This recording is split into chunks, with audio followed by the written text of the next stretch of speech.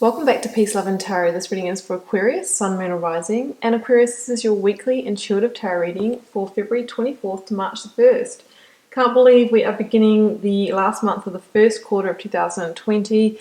Somebody stop this time train. It just goes so fast, but that's one thing we can't do. Even though time doesn't really exist anyway, it still feels like it's getting away on us. Anyway, this week we've got the beautiful Awakening Oracle card.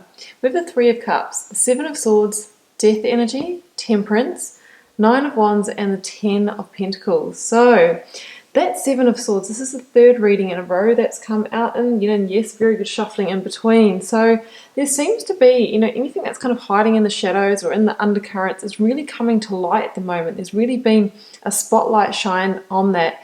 Now, we can see an ending here with the Death card, but we have that perfect companion, the next card that follows it in the tarot deck, Temperance, to come and rebalance and heal and restore for you. And we can see some beautiful times ahead, celebration, and maybe total abundance and living your best life. So let's start off with the Oracle card, Awakening.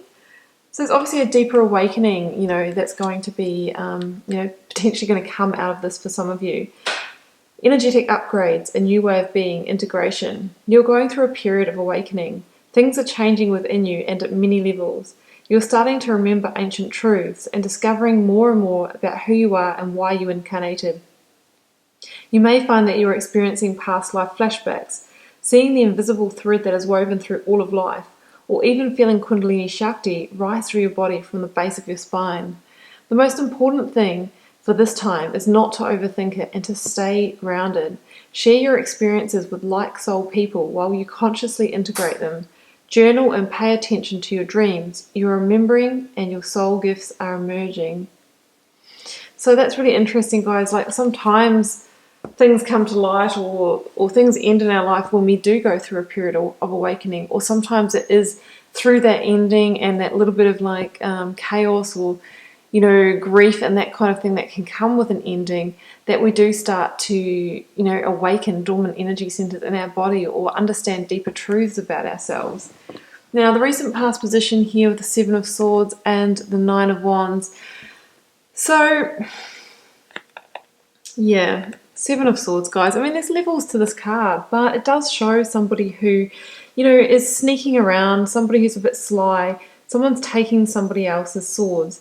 Now, swords are the suit of the intellect. It can be somebody who is using their intellectual tools or mental gifts to manipulate or control somebody, or to undermine somebody, or to take their opportunities from them. It can be somebody physically taking as well, stealing, lying, cheating. As I said, there's lots of levels to it. Or it could be somebody who's just, subtly undermining you or using passive aggression and that kind of thing to kind of keep you in a place where, they get to have that little one-upmanship on you. Now, with that Nine of Wands, I think you've been weathering the storm for quite a while. I think maybe you know who this person is and what they're up to, and potentially on eggshells around them.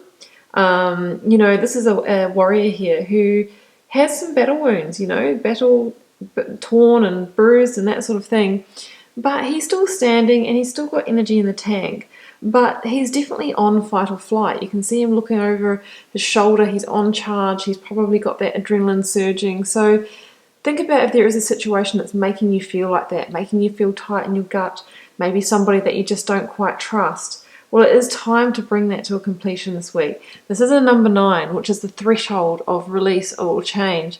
Maybe some of you have been at that threshold for quite a while.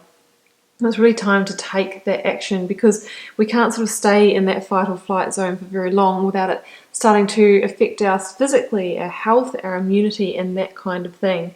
So that's the recent past, but I really see that this is the week, guys, that we really get this over the line, and it's all about the completion. Now, one thing, as I mentioned before, that I love about this is that Temperance is the card that follows Death in the tarot deck, just like the Star is the card that follows the Tower. So when we see this combination, we know that yes, we might have an ending coming in. They're never easy, and there's often a bit of pain associated with them, but we have this beautiful divine guidance and healing energy ready to catch us if we fall during this. ready to come in with the healing, the regenerating, the rejuvenating. So it really is the best energy to allow this death energy to come in and clear the slate for you. Because there isn't anything more certain, guys, than that cycle of death and rebirth. And sometimes in order to get to the goods, in order to get to the beautiful times in life, we need to release something. We need to experience an ending. And that is the energy of death. Death is also the card of transformation. You are going to go through a transformation, potentially even a spiritual awakening, at least a massive energetic shift through releasing this. Is time for that. This is the sign of alchemy on Death's flag here. And the promise is that there is that new dawn, that new day, ready to burst onto the horizon. But first, yes, there is, something that needs to be allowed to let pass. And we really need to embrace and surrender to it, because if we, try to, like with tower energy, if we try and rebuild a tower, if we try to keep a cycle going that's ready to complete, lots of things can happen. We can become stuck and stagnant. We can get off our path. We can ignore and become disconnected from our higher self, from our intuition and that kind of thing. So it's best if we actually allow that to come in. It's kind of like maybe ripping the band-aid off and having the big burst, the big pain, the grief, but knowing that we'll start healing quickly rather than a low sustained pain and misery of staying in a situation that's ready to complete, that's not serving us, or a person's actually, really trying to, use their power over us. It's not good at all. But Temperance is that divine angel.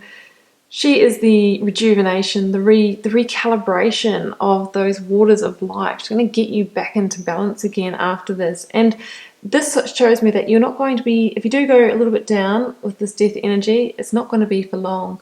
You're going to go through a quick healing period, and I think very soon you're going to be out there celebrating, actually, just quietly. Again, we see that, look at that dawn, ready to, eclipse this darkness that you might have been going through.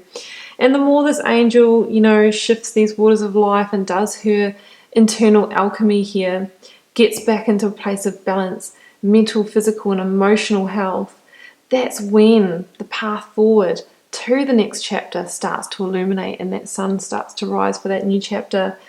She wears that equilateral triangle on her gown because that's the most stable structure. Doesn't matter what side you push on one of these, triangles, it's not going to collapse. Now, guys, that is Structures 101. I studied that at university, and, this is physics. It just, this is about becoming stable, becoming, re-engineering yourself. And for me, those sides do stand for mental, physical, and emotional. And it's when we look after our well-being in all of those areas that we become unshakable, unstoppable, and completely stable. We become the foundation of our own architecture. Now, Temperance has one foot in the water of the emotional waters of life, because water is our emotions in tarot, and one foot on the ground. So I feel that even though this might shake you or rock you wild a little bit, you're going to be able to go about your earthly business. This angel is pretty cool, calm, and collected here. So it's divine guidance as well. This angel is here to help you through this. It's really beautiful energy. It's very soothing, gentle energy with the Temperance card. So in the near future, we have the Three of Cups and the Ten of Pentacles. Guys, I think it's not going to be long before you are going to be feeling just pretty amazing, actually. Now, the Three of Cups means that there could be cause to celebrate very soon after the situation has transitioned. You know what? It might be a massive relief, a liberation, a weight off your shoulders. Maybe, you might have more energy, a surge of energy we often get through a release after we've done the initial purge and the cry out and that sort of thing. Three of Cups is about celebrating, get together with friends and family, maybe go out for a bit.